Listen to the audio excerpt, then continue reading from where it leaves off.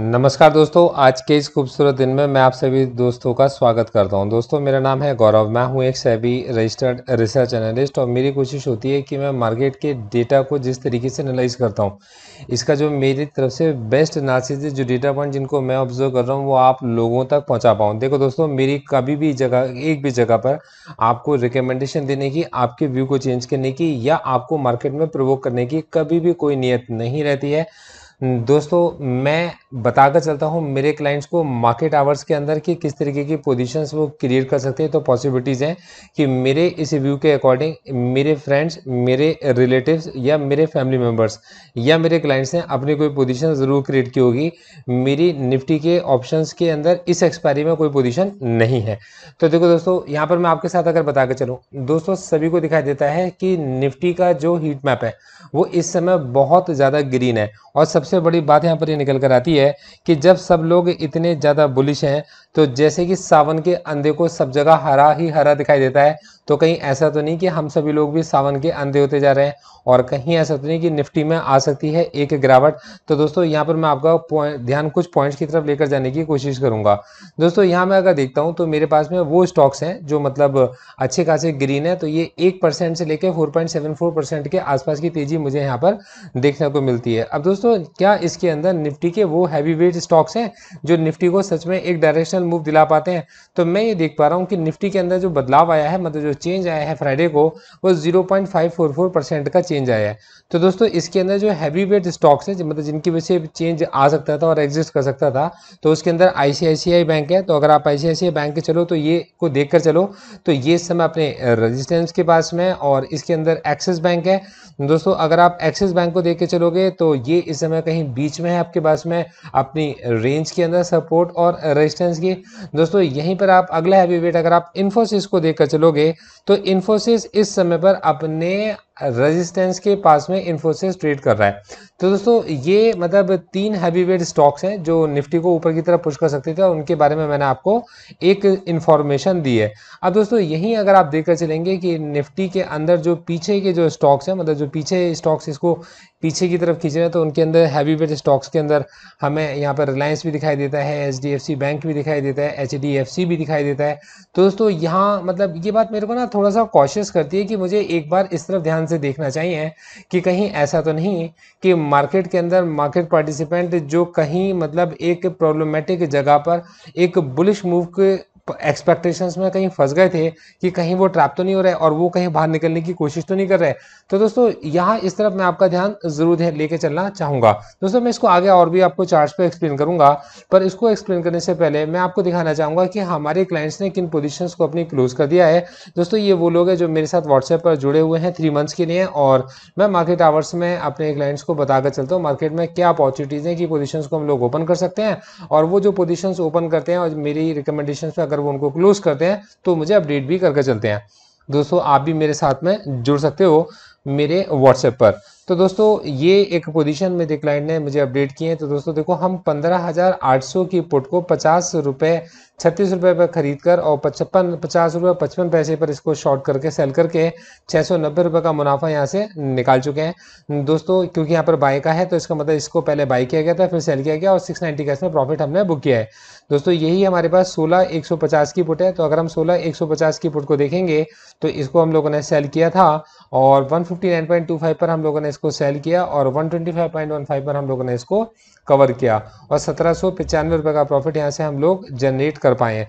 दोस्तों, 15,950 की पुट को हमने लॉन्ग किया था 63.3 पर, क्योंकि देखिए माइनस में ट्रेड है, और वापस से इसको क्लोज किया 55.75 पर, तो माइनस का 378 यहाँ पर प्राइस निकल कर आता है। दोस्तों, 16,500 की कॉल को हम लोगों ने बाय किया था 33.55 पर, और हम इसे क्लोज करके जा चुके हैं 23.8 पर, और 488 का लॉस यहाँ पर हम लोगों ने अपना बुक किया है। दोस्तों, यही 16,100 की कॉल को भी हम लोग क्लोज कर चुके हैं। इसको हम लोगों ने बाय किया था। दोस्तों, ये 16,100 की कॉल को 180 रुपये पर हमने बाय किया था, और 205 रुपये पर हमने इसको क्लोज कर दिया, तो 1250 का प्रॉफिट यहाँ पर बुक कर जा चुके हैं। दोस्तों, 3735 रुपये का हमारे को प्रॉफिट होता है, और 866 रुपये का हमें इसके अंदर मिलाकर टोटल नुकसान होता है। तो नेट प्रॉफिट होता है 2869 का। अब अगर मैं अपने क्लाइंट के अपडेटेड शीट्स पर देखता हूँ, तो क्लाइंट ने जो ट्रेड अपने स्टार्ट किए थे, तो जुलाई के अंदर जो इनकी इनकी कैपिटल थी, तो जुलाई के अंदर इन्होंने 97,471 की कैपिटल से अपना स्टार्ट किया था। ये वो मुझे अपडेट दे चुके हैं दोस्तों। इस समय इनकी कैपिटल बढ़कर हो चुकी है 1,22,134 रुपये, 24,663 रुपये का नेट प्रॉफिट है जो ये बुक कर चुके हैं। और दोस्तों 6,000 और 4,000 10,000 रुपये ये अपने इस अकाउंट से अभी विड्रॉ कर चुके हैं। तो दोस्तों ये वो ट्रेड है जो मुझे अपडेट किया मेरे क्लाइंट ने। दोस्तों एक और पोजीशन हमें हमारे क्लाइंट ने अपनी अपडेट की है जो उन्होंने अपनी क्लोज की है। दोस्तों 15,800 की पुट के अंदर सेल की पोजीशन थी, जिसको हमने मतलब एक लॉट को सेल किया था 48.6 पर 35 रुपीज़ पर इसको कवर किया और 680 का प्रॉफिट हमने इसके अंदर जनरेट किया है। दोस्तों 16,150 की पुट को 156.45 पर सेल किया गया था और 123 रुपये 15 पैसे पर इसको कवर किया और दोस्तों 1665 रुपये का प्रॉफिट यहाँ पर बुक किया।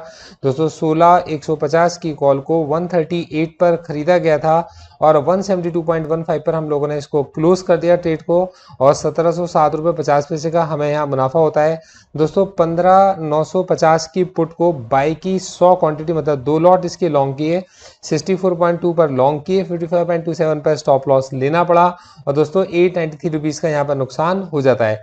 दोस्तों 16,200 की कॉल को बाई किया था हमने 219.6 रुपये पे और दोस्तों 219.85 पैसे पे 16,200 की कॉल से होते हैं एग्जिट, 12 रुपये 50 पैसे का यहाँ पर होता है प्रॉफिट। और दोस्तों नेट प्रॉफिट जो इस दिन हमारा रहता है वो है 3172 का नेट प्रॉफिट हम यहाँ पर अपना क्लोज कर पाते हैं। दोस्तों जो भी पोजीशन से देखिए क्लाइंट मुझे सब का अपडेट करके चलते हैं और ये मुझे इन्होंने अभी अपडेट किया है कि जुलाई के अंदर टैक्स से पहले इनका जो प्रॉफिट बनता है वो 38,509.5 का प्रॉफिट बनता है और क्लाइंट अभी तक जुलाई में मतलब 10 तारीख से पहले पहले 20,000 रुपये अपने जुलाई के अंदर विड्रॉ कर चुके हैं।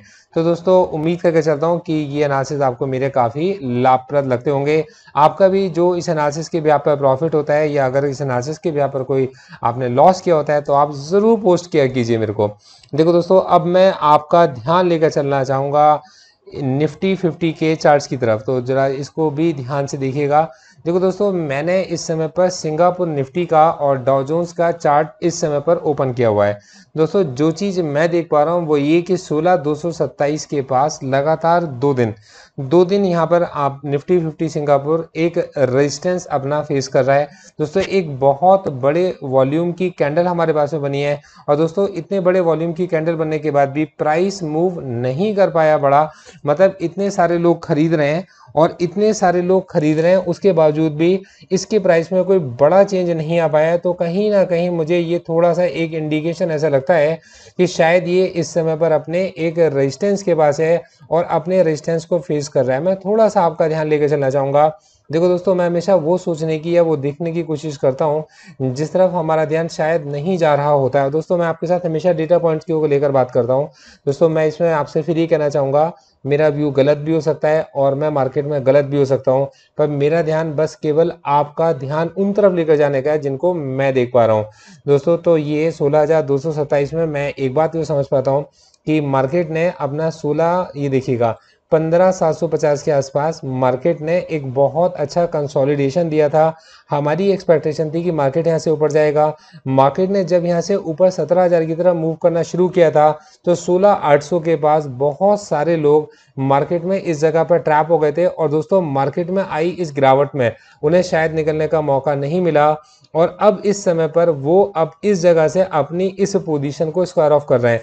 दोस्तों इसका 2 रीजंस निकल कर आते हैं कि किसी ने यहाँ पर अपनी पोजीशंस को यहाँ से वापस अपनी क्रिएट किया मतलब एवरेज करना शुरू करा और यहाँ जाकर वो अपनी प्रॉफिट बुकिंग कर रहे हैं। मेरे अकॉर्डिंग मार्केट को अभी कुछ समय तक कंसोलिडेशंस करना चाहिए, उसके बाद ही मार्केट के अंदर अगर कोई बड़ा मूव आएगा तो वो सस्टेन कर पाएगा और वरना मार्केट के अंदर मार्केट पार्टिसिपेंट एक उछाल पर बाहर निकलने की कोशिश कर सकते हैं। दोस्तों मैं इसको थोड़ा और ज़्यादा ध्यान से इसलिए कह पा रहा हूँ आपसे कि जब मैं डाउ जोन्स इंडस्ट्रियल एवरेज को देखता हूँ तो उसने भी बिल्कुल सेम तरीके का पैटर्न हमें बनाया और दोस्तों इस समय पर डाउ जोन्स ने हमें जो कैंडल अपनी फॉर्म करके दिखाई, देखिए 8/7/2022 मतलब फ्राइडे को जो कैंडल बनी है ये एक डोजी कैंडल बनी है और दोस्तों ये डोजी कैंडल अपना मतलब इस रैली के उस पॉइंट पर बनी है जहां पहले भी ये एक रेजिस्टेंस फेस कर चुका है। तो दोस्तों ये पॉइंट मेरे लिए थोड़ा सा कॉशियस बन जाता है जब तक ये इस रेंज को नहीं निकालता और मतलब इसके ऊपर मुझे क्लोजिंग नहीं देता तो मेरे को अपने व्यू को थोड़ा सा चेक करना पड़ेगा।